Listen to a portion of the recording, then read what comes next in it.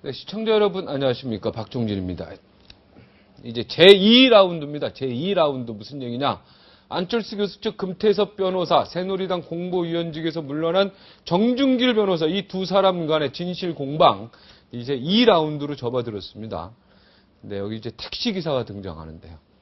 친구 사이인 두 사람 간의 전화 통화가 단순한 해프닝으로 끝나지 않고 이렇게 뜨거운 정치 쟁점으로 부각되고 있는 이유가 뭘까요? 네, 유권자들의 눈은 예리하고 매섭습니다. 결국 유권자들이 진단하실 겁니다. 오늘 캐도남마에서 네, 새누리당 정준길 전 공보위원이 나옵니다.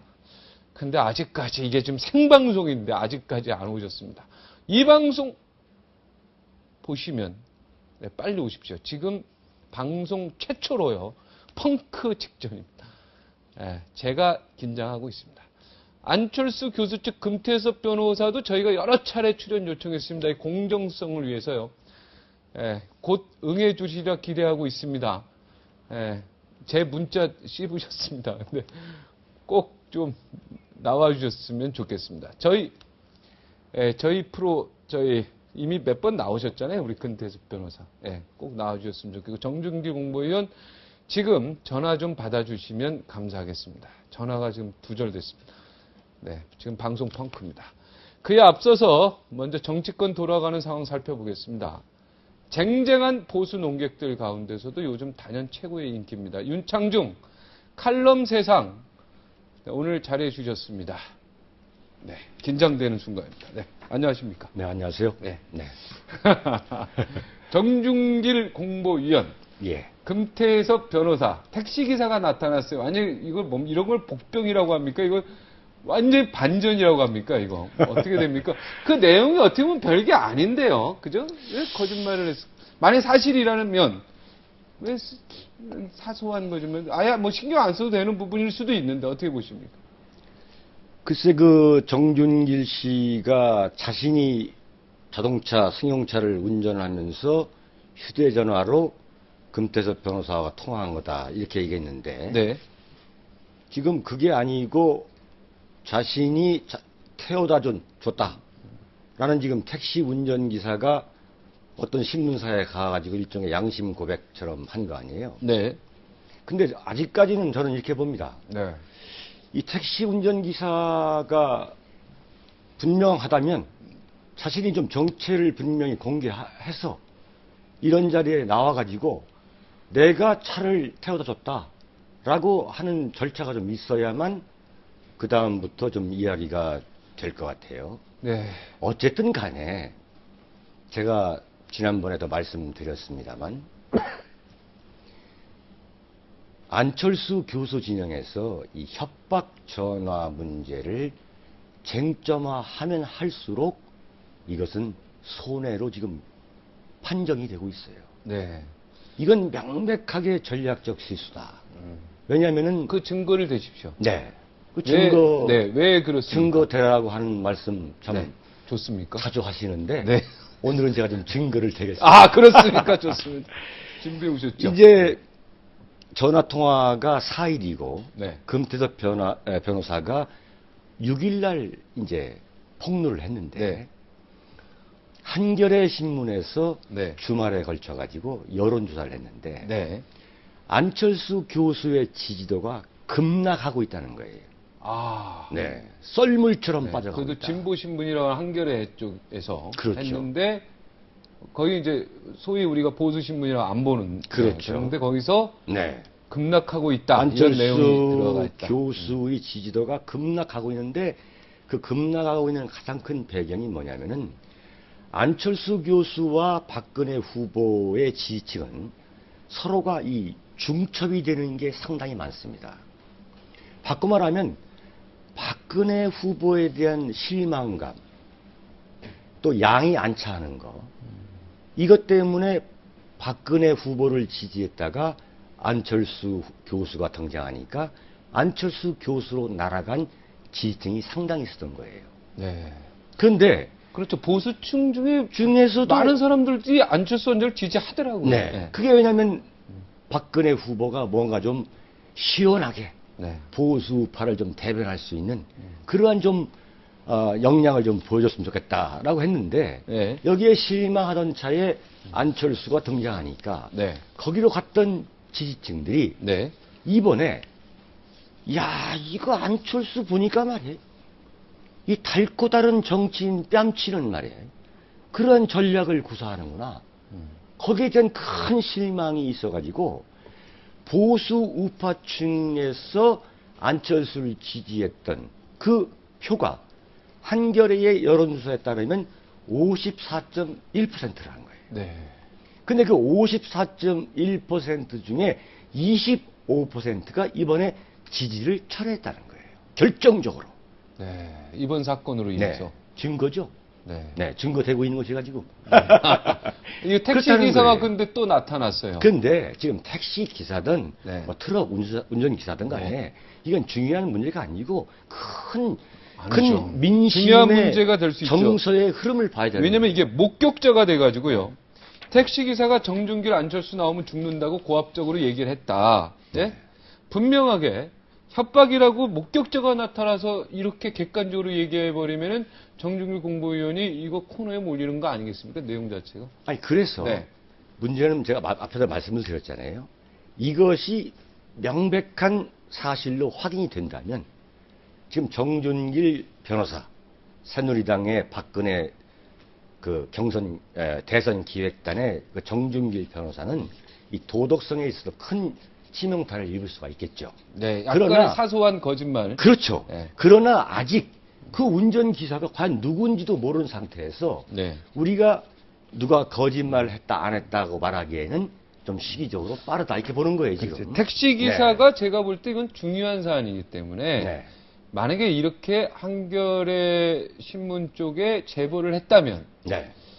이건 누가 뭐 예를 들어서 새누리당 쪽에서 이거 제보했다 그래서 뭐 어떻게 해를 가한다든가 이건 아니지 않습니까? 조폭도 네. 아니고요. 그러니까 이런 자리에 나와야죠. 네. 나와서 이거는 나와서 이야기를 해도 네, 네. 이거는 뭐 위해를 가하거나 그런 저기가 아니기 때문에 아 그렇죠. 언론자 이거 다 충분하게 있는 왜냐면 또 한 사람이 완전 바보 되는 상황이 될 수도 있기 네. 때문에 이거는 그래서 좀 이야기를 해주는 게 좋을 것 같다는 제 생각입니다. 네, 개인적으로. 사실관계를 더 좀 확인하고서 네. 왜 논평을 하는데 지금 안철수 교수 진영 금태섭 변호사의 이 폭로 전국은 상당히 안철수 교수한테는 불리한 상황으로 전개되고 있다. 네. 특히 그런데 네, 하여튼 이번 택시 기사로 네. 인하여 지금 불리하게 가고 있는 그 분위기가 지금 반전되는 분위기인데다가 원래 정준길 공보위원 그 스타일 과거의 스타일 보면은 네. 벌써 금태섭 변호사가 기자회견 하자마자 딱 1시간 뒤에 다시 반론 기자회견 하지 않습니까? 오늘 이렇게 택시 기사가 이런 기사가 딱 나오면 네. 제 생각에 오늘 캐더남마에 벌써 오기로 했는데 아직은 지금 안 오고 계시는데 네. 뭔가 이 반론에 대한 이야기를 충분히 딱 할 수 있어야 되는 거 아니겠습니까? 아니다. 네. 이건 사기다. 거짓말이다. 네. 아니 사실 맞는데 그게 뭐 중요하냐? 그렇죠. 뭐 별일 아닌데 왜 그게 왜 핵심이 되냐? 그렇죠. 아무렇지도 않다. 네, 네. 이렇게 얘기하든가. 나와야 나와야지 정정당당한 맞죠? 거죠. 정정당당한 네, 거죠. 그렇습니다. 여기서 숨어버리면 오해의 소지가 더 있다. 네. 예. 자, 택시 기사 얘기는 이제 그만하고 그만할까요? 네, 넘어가시죠. 넘어갈까요? 네. 예. 뭐 여기에 대해서 또 하고 싶은 말 없습니까? 정준길 공보위원하고 금태섭 변호사하고. 대한민국이 지금 세계 10대 경제 대국인데 무슨 전화로 협박을 했느니 안 했느니 말이죠. 정말 정치판에 대해서 잘 알지도 못하는 어떻게 보면 이제 둘 다 초짜죠. 예, 정치에 초짜라고 입문한 하죠. 사람들이 갖고 입문한 사람들이 입에 올리는 그런 이야기를 갖고 지금 대선 전국이 요동을 친히 많이 한다는 거 참 부끄럽고 네. 어떤 면에서 참 짜증나는 이야기입니다. 네. 제가 볼 때는 두 분 다 검사 출신에다가 특수통 한 분, 네. 한 금태섭 변호사는 기획통 뭐 이렇게 알려져 있는데 제가 볼 때는 안철수 교수는 지금이라도 이미 늦었지만은 대선 출마를 할 것인지 안 할 것인지 정말 분명한 입장을 밝혀야지. 예. 얼마 전에 대선 출마 선언을 언제 하시죠? 그러니까 뭐라 했습니까? 저도 몰라요. 네. 저도 몰라요. 네. 어제 뭐 네. 저희 뉴스 보니까 그 뭐 안철수 후보 원장, 네. 문재인 후보, 박근혜 후보 뭐 3명 나오고 선생님 나온 뭐 이런 거 혹시 이야기 들어보셨습니까? 그렇죠. 예. 아니, 일국의 대통령이 되겠다는 분이 자신의 출마 시기, 출마 여부에 대해서 저도 몰라요, 그러면. 예컨대 그런 분이 대통령이 되시면 북한 김정은이가 포격을 했을 때 그야말로 거기에서는 전광석화 같은 결단을 내려야 될 중요한 시점에서 저도 몰라요? 라고 하지 않는 날은 보장이 없지 않습니까? 네, 그때야 저도 몰라야 하겠습니까? 대통령이 된 다음에는 어떤 빠른 결단을 내겠죠. 지금 대통령으로 할 것인가 말 것인가 고민하는 거 아니겠습니까? 하여튼 민주당 후보가 확정된 이후에 네. 하기로 했다. 추석 전에요. 네. 국민에게 입장을 밝히겠다. 네. 그러면 민주당 후보가 누가 되느냐에 따라서 입장이 달라진다는 뜻입니까? 이걸 어떻게 해석해야 됩니까? 그렇지 않겠습니까? 저는 9월 23일 날 민주당 후보가 결정되는데 네. 제가 지난번에도 분명히 말씀드렸죠. 안철수 교수는 9월 30일 추석 연휴 그 추석 민심을 향해서 틀림없이 자기 존재감을 과시해서 민주당 후보를 네. 무력화시킬 수 있는 안철수식의 대선 후보 시사가 있을 것이다. 대선 출마 시사가 있을 것이다. 네. 자, 분명히 내가 그날 예컨대 9월 24일, 5일이든 간에 출마하겠다.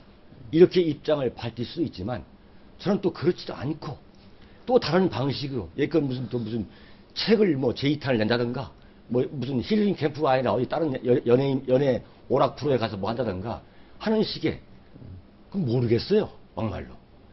너무나 지루합니다. 네. 안철수 교수의 그 행보를 관찰하다 보면요. 정말 모욕감을 느껴요. 국민의 한 사람으로서. 과연 우리가 이런 걸 이렇게 지켜보면서 언제 나올 것이냐, 무하냐, 이렇게 해야 되느냐. 마키아벨리가 그랬어요. 네? 우리 국민이 초라해지죠. 지식인이 네. 가장 치욕을 느낄 때는 자기보다 못해 보이는 세력, 못해 보이는 인간에 의해서 통치를 받고 있다고 느낄 때다. 그럴 때 치욕을 느낀다는데 제가 이 땅을 살아가는 나름대로의 지식인 한 사람으로서 안철수 교수를 관찰하면서 느끼는 그 저의 심정은 치욕감입니다. 뭐 자신이 그렇게 대단하길래 바꿔 말하면 대한민국에 그렇게 인재가 없습니까? 네? 안철수 교수가 아니면 대한민국 대통령 될 수뿐이 없습니까? 민주당이 그 지금 이 땡볕 속에서 허구한 날 지금 전국을 돌면서 경선을 하면서 후보를 내놓는데 그 후보를 또 안철수 교수하고 또 단일화를 해야 됩니까? 이른바 60년 전통의 제1야당이라는 민주당이 그렇게 자신이 없습니까? 그럴 것 같으면 민주당은 간판을 내려야 돼요. 네? 어떻게 내려야 됩니까? 이게 무슨 수권정당입니까? 수권정당은 뭐예요? 민주당이 입만 열면 수권정당이라고 그러는데 수권정당이라는 것은 자신들이 독자적인 대선 후보를 내세워서 다른 상대 경쟁 정당과 정정당당히 국민의 심판을 받으려고 하는 거. 그래서 정책도 내놓고 그래서 심판을 받는 게 수권정당인 거예요. 지금 민주당은 수권정당이 아닌 거예요. 네? 오로지 안철수 교수한테 둥지를 빌려주겠다. 애걸복걸 하는 거 아닙니까? 제발 들어오십시오. 문재인 후보든 뭐 손학규 후보든 네. 뭐 어떻게 다 아직 결론이 안 났으니까요. 네, 김두관 후보든 결론이 난 분이 안철수 후보를 또 이길 수도 있는 거 아니겠습니까? 그래도 확률은 지금 그렇게 이제 많지는 않죠. 우리가 역수가 아니까 네. 이제 그런 예상 좀 그만합니다. 네, 그런 얘기죠. 피곤해요. 정말 피곤합니다. 네. 민주당으로서도 좀 당당하게 나올 필요가 있어요. 민주당이 당당히 나와야죠. 그럼요. 10년 동안 정권을 잡았던 수권 정당인데. 수권의 경험도 있고 네. 또 안철수 교수가 들어오지 않겠다 그러면은 자기들 식구들로서 안 받는다. 안 받는다 해서 대선 후보를 만들어서 정정당당하게 국민의 심판을 받아야죠. 언제부터 네. 이렇게 야권연대 역사를 좀 되짚어 보면은 DJP 연대까지 갑니까? 그 이유도 그런 거죠. 순전히 정치 공학적 발상해서 어떻게 하면은 이른바 극적인 쇼를 만들어서 만들어야만 이길 수 있냐는 그런 어떤 집착에 빠져 있는 것 같아요. 참 안타까운 일이에요, 정말. 민망해 보기에도. 네. 인물과 정책은 어디로 사라져버리고. 그렇죠. 오로지 안철수의 기대는. 네? 그게 뭡니까? 저는 지금이라도 안철수 교수의 의지와는 상관없게 어떻게 움직이든 간에 민주당이 저는 결단을 내려야 한다는 겁니다. 네. 네. 그 내 무덤에 침을 뱉어라라는 얘기 제가 이거 보면서 야, 박정희 전 대통령은 미래를 좀 예견하는 것도 있었다 이런 생각이 듭니다. 네. 기자들한테 한 얘기죠. 내가 죽거든 내 무덤에 침을 뱉어라 유신에 대해서. 그죠? 이제 박근혜 후보가 어제 손석희 시선 집중인가요? 그렇죠. 네. 그 라디오에 나와서 인터뷰에 나와서 손석희 진행자가 이제 박근혜 후보에 대해서 5.16 유신 인혁당 사건과 같은 소위 박정희 대통령의 부정적인 문제에 대해서 정말 신랄한 질문 공세를 퍼부었죠. 네. 그러니까 이제 박근혜 후보의 입에서 아버지께서는 내 무덤에 침을 뱉어라 라고 말할 정도로 네. 정말로 노심초사했다. 네. 이렇게 이제 이야기를 했는데 박정희 대통령이 내 무덤에 침을 뱉어라라고 하는 것은 자기가 1979년 이제 돌아가시기 전에 김재규에 의해서 이제 암살이 되기 전에 네. 이 청와대 출입 기자들이 이 박 대통령의 장기 집권과 인권 탄압에 대해서 엄청나게 공격을 하니까 네. 이제 박 대통령이 저녁 술자리에서 그 출입 기자들한테 네. 같이 이제 술을 마시면서 네. 그때도 어떻게 보면 언론에 지금 우리가 볼 때 뭐 박정희 전 대통령 때는 독재 정권이라서 언론이 숨을 못 쉬었던 그런 시대가 아니었나 생각하는데 언론도 비판 기사를 마음대로 실었네요. 그때도. 싫었죠. 그리고 대통령과 청와대 출입 기자들 간의 이 소통도 굉장히 했고. 대통령이 직접. 네. 네. 그래서 이제 저녁 술자리에서 박정희 대통령이 네. 만약에 나의 조국 근대화가 잘못된 것이다. 네. 나의 조국 근대화가 잘못된 것이라고 역사적 평가가 내려진다면 후손들이 내 무덤을 향해 침을 뱉어라. 이렇게 말씀을 하셨다는 거예요. 이 얘기를 저는 누구한테 들었냐면은 네. 조선일보 부사장을 하시다가 지금 기파랑이라는 출판사를 하시는 안병훈 당시 조선일보 청와대 출입기자한테 제가 들은 거예요. 이 얘기를 어찌됐든 박근혜 후보가 이야기한 거 아닙니까? 한 거죠. 네. 근데 이 말의 어원이 박정희 대통령이 자기의 장기 집권과 인권 탄압 문제에 대해서 정말로 비판을 하니까 혁명가 박정희가 혁명가 박정희의 그 영혼을 포괄적으로 담은 말이 저는 이거라고 봅니다. 역사적 평가 앞에서 네. 조국 대한민국을 놓고 한 인간이 승부를 거는 겁니다. 나는 대한민국을 절대 빈곤과 공산주의 침략으로부터 이른바 구국을 하겠다. 대표님은 조국 근대화를 하겠다. 네. 대표님은 이것이 만약에 좀 기다려보세요. 네. 잘못된 역사적 과오라고 후대의 역사가들이 평가를 한다면 내 무덤에 침을 뱉어라. 이런 얘기를 한 거예요. 그래가지고 침을 뱉어란 얘기는 유신 하나에 대해서만 얘기한 거 아니겠습니까? 아니죠. 전반적으로. 네. 그렇게 되면은 네. 자기 집권의 공과 문제에 있어서 전체적으로 전체에 대해서 이게 역사의 죄인이라면 내 무덤에 침이라는 건 말이죠. 치욕이죠. 치욕이죠. 그건 정말 저주의 상징이 침 아닙니까? 이 도양 사회에서. 네. 그리고 무덤에 침을 뱉는다는 것은 사자의 무덤에 침을 뱉는다는 것은 인간이 할 수 있는 최상의 저주죠. 예. 그렇지 않습니까? 대표님은 그래도 예. 유심만 띄어서 볼 때는 어떻습니까? 유심만 이렇게 띄어서 볼 때는. 유신의 아니, 물론 문제. 산업화 근대화의 주역이고, 네, 거기에 핵심적인 역할을 했고, 이 나라의 기둥과 어떤 그 산업화의 중심을 세운 박정희 대통령은 인정을 하지만, 그래도 유신헌법의 어떤 독재성이라든가 이런 부분에 대해서는 구분해줘야 되지 않느냐. 네. 이런 생각인데. 자, 오해 없기를 바랍니다. 네. 제가 초등학교 때부터 네. 이른바 박정희 대통령의 통치 기간에 살다가 네. 제가 대학을 중간에 군대를 갔다 올 때까지 네. 소위 말하면 저의 성장기 동안의 대부분을 이른바 박정희라는 대통령의 통치 기간에 제가 살았던 거예요. 네. 자, 저도 박정희 대통령의 이른바 5.16 군사 쿠데타, 그리고 장기 삼선개헌, 장기 집권, 유신, 그런 문제에 대해서 통렬히 저항했던 당시의 학생이었습니다. 네. 데모도 그런- 앞장서서 하시고. 물론이죠. 네. 자, 그러나 우리는 역사를 국가라는 큰 틀에서 봐야 됩니다. 네? 저는 박정희 대통령을 어떻게 평가하냐면, 박정희 대통령이 5.16을 통해서 집권했던 1962년에 대한민국 국민 1인당 국민 총생산량이 몇 달러인지 박영가 아십니까? 1달러? 아닙니까? 100달러 정도 됐습니다.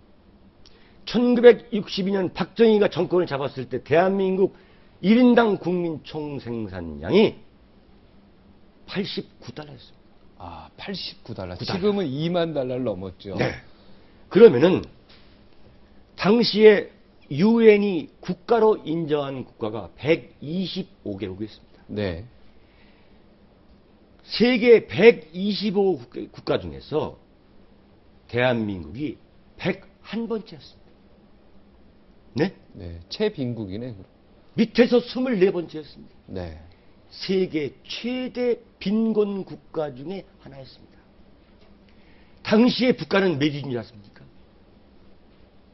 한 50이 하지 않았을까요? 그렇습니다. 당시 북한은 125개 국가 중에서 6.25 한국 전쟁을 치렀음에도 불구하고 49번째였습니다. 아, 중간 북한하고 국가였어요. 남한하고는 완전히 경제적으로 큰 차이가 있었네요. 세계 125 국가 중에 대한민국은 49위, 아니, 이제 북한은 49위, 대한민국은 101. 101이었습니다. 네. 이것을 1974년, 집권 12년 만에 완전히 역전을 시켜놓은 게 박정희입니다. 네. 네? 아니, 그러니까 그 부분을 제가 그래야 부인하는 건 아니죠. 예. 보세요. 1979년에 박 대통령이 서거할 때는 세계 가장 선두 그룹에 있는 이른바 신흥 산업국가였습니다. 그렇지 않습니까? NIC라 해가지고 Newly Industrialized Country라 했습니다. 네. 네? 자, 이거 하나만 놓고 볼 때 유신 체제가 또는 5.16이 정당했느냐 안 했느냐라는 문제를 갖고서 1962년, 지금으로부터 50년 전 이야기, 그리고 지금부터 33년 전 박 대통령 1979년 때의 그 문제를 갖고 2012년에 박정희 대통령의 딸을 상대로 해서 박정희 대통령의 역사적 공과에 대해서, 특히 부정적인 측면에 대해서 집중적으로 정치 공세를 벌이는 것은 저는 부당한 처사라 보는 거예요. 왜 박근혜를 뭐라고 했습니까? 죽이려 하지. 왜 박정희를 죽이려 하는가? 이렇게 글을 썼습니다. 제 논지는 그겁니다. 자, 박근혜를 공격하라 이거예요. 박근혜를 검증하라 이거예요. 왜 박근혜를 죽이려 하지? 왜 박정희 대통령을 죽이려 하냐 이거예요. 우리가 연좌제 하는데 그 사람에 대해서 얘기를 해야 되는데 그 사람 조카니 뭐니 그 사람 뭐 지금 아버지. 박정희 대통령에 예. 대해서 공격을 가하는 예컨대 박근혜를 공격하기 위해서 박정희 대통령에 대한 격하 운동을 벌이는 세력들은 과거에 박정희 대통령한테 뭐라 했냐면 우리 아버지나 우리 할아버지, 우리 증조 할아버지가 공산주의 세력에 예컨대 부역을 했거나 아니면 공산주의자였다는 것 때문에 왜 우리한테 연좌제를 뒤집어 써가지고 우리한테 죄를 묻냐 이랬습니다. 그랬던 장본인이 지금부터 33년 전에 돌아가신 박정희 대통령을 다시 환생시켜가지고 박근혜를 공격한다? 이것은 말이죠. 참 부당한 인격 침해고 인권 침해가 아니냐. 그만큼 또 어떻게 보면 박근혜 후보한테 공격할 게 없으니까 또 그런 거 아니겠습니까? 아니, 그렇잖아요. 박정희 혼자 대통령에 사셔서. 대한 평가는 지속적으로 있을 수가 있는 겁니다. 그러니까 뭐 정수장학회라든가 네. 이런 거는 좀 비판할 수 있겠죠. 자, 그걸 떠나서 네. 전 이번 선거의 기본 틀을 말씀드리는 거예요. 이것은 박근혜와 박근혜 대 박근혜 아닌 야당 후보의 대결이지 네. 박정희 대 다른 박정희 대 안철수, 박정희 대 문재인, 박정희 대 손학규의 경쟁이 아니셨습니까? 네. 자, 여기까지 듣고 30초 후에 다시 돌아오겠습니다. 왜 그러죠? 저기 지금 문제가 생긴 게 네. 저희 그 박종진의 쾌도남마가 이제 12월 26일 작년 12월 26일 생긴 이후로 처음으로요 방송 펑크가 났습니다. 허허. 네, 오늘 나오기로 한 정준길 전 공보위원이 이 택시 기사에 오늘 아침에 갑자기 한겨레신문이 터진 이후로요 어떻게 뭐 마음고생을 했는지 네 결국은 지금 생방송인데요 네 오늘 오전에도 오겠다 안 오겠다 계속했는데 결국은 오겠다고 마지막 하셨는데 네